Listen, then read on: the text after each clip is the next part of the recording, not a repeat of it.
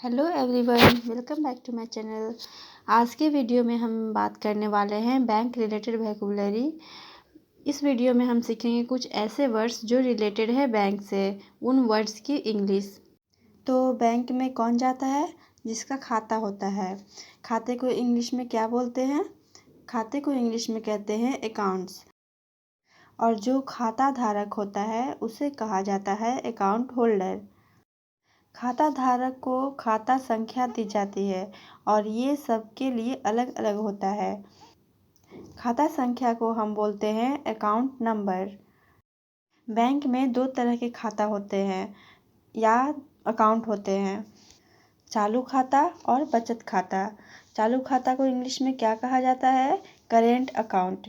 और बचत खाता को क्या कहा जाता है? Saving account. बैंक में क्यों जाया जाता है? नॉर्मली हम जाते हैं या तो पैसे जमा करने या फिर पैसे निकालने।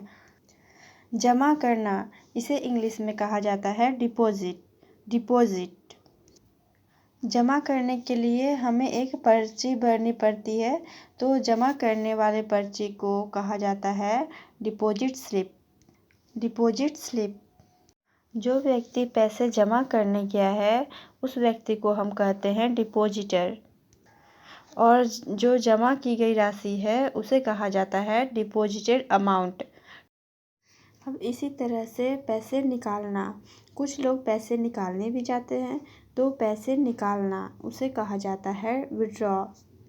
और पैसे निकालने के लिए भरी जाती है एक पर्ची, उसे कहा जाता है विड्रॉल स्लिप। पैसे निकालने वाले व्यक्ति को हम इंग्लिश में बोलते हैं विड्रॉवर। और पैसे निकाले गए हैं या निकाले जाने वाली रकम या राशि, उसे इंग्लिश में बोलते हैं विड्रॉवल अमाउंट। ज़रूरत के समय हम बैंक से उधार लेते हैं, उसे हम बोलते हैं लोन।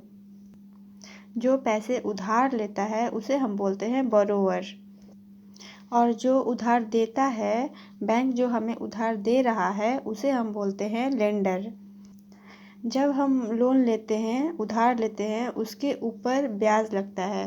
ब्याज को इंग्लिश में कहा जाता है इंटरेस्ट।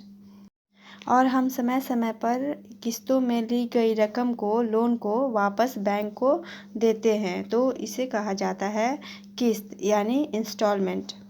हम सभी जब उधार लेते हैं, लोन लेते हैं, तो ब्याज दर को ध्यान से देखते हैं कि कितना ब्याज दर लग रहा है। तो ब्याज दर को इंग्लिश में बोला जाता है इंटरेस्ट रेट। ब्याज दो तरह के लगते हैं, चक्रवर्ती ब्याज और साधारण ब्याज। चक्रवर्ती ब्याज को बोलते हैं कंपाउंड इंटरेस्ट और साधारण ब्याज को हम बोलते हैं सिंपल इंटरेस्ट। बैंक में लेन देन चलता है, तो लेन देन को इंग्लिश में बोला जाता है ट्रांजैक्शन। बैंक कर्मी को कहा जाता है बैंकर। और बैंक में जो मैनेजर होता है उसे हम बैंक मैनेजर ही कहते हैं। खजांची, इसे इंग्लिश में बोला जाता है कैशियर। कोष कक्ष, जहाँ पर बैंक के सारे पैसे रखे जाते हैं, उसे इंग्लिश में कहा जाता है वॉल्ट। बैंक में हम अपने ज्वेलरी भी रखने जाते हैं, तो उस जगह को हम कहते हैं लॉकर। इंग्लिश में भी इसे लॉकर ही कहा जाता है।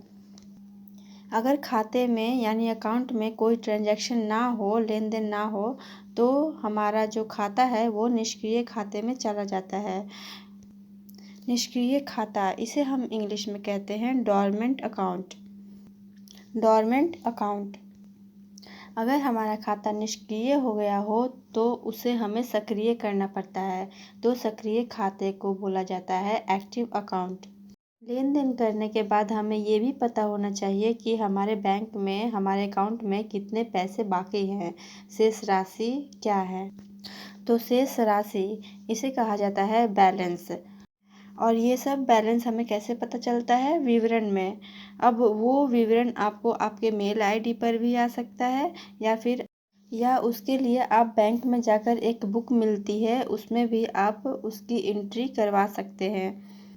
तो सबसे पहले हम जानते हैं विवरण। इसे इंग्लिश में कहा जाता है बैलेंस शीट या बैलेंस स्टेटमेंट। और जो बुक होती है उसे हिंदी और इंग्लिश दोनों में ही कहा जाता है पासबुक। नकद राशि, इसे कहा जाता है हार्ड कैश। गिरवी या गिरवी रखना, इसे कहा जाता है मॉर्गेज। मियादी जमा, इसे कहा जाता है फिक्स्ड डिपॉजिट।